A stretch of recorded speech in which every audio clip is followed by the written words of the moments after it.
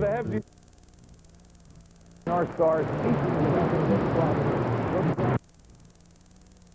Cup would arrive very early this morning to a crowd of almost 40,000 people who turned out at the airport to greet the Pittsburgh Penguins.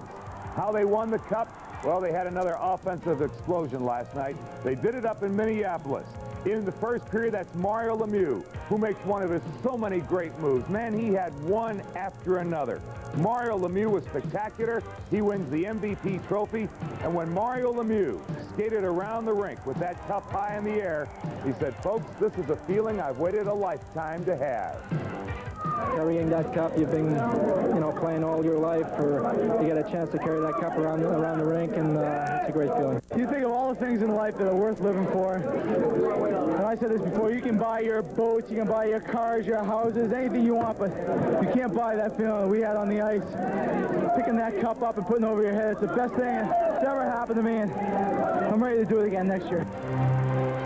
For the Minnesota North Stars, what a tough experience. They had been so great in the playoffs, eliminating Edmonton, Chicago, St. Louis, but they still end up losing in their bid for the Stanley Cup.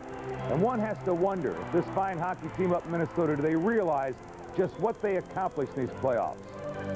Sure, in a couple of days we'll be able to take stock of our accomplishments, but right now I don't feel like looking back or looking ahead.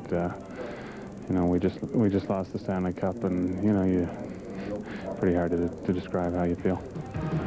The 1991 Stanley Cup champion Pittsburgh Penguins, the franchise that was once on the brink of disaster, is on top of the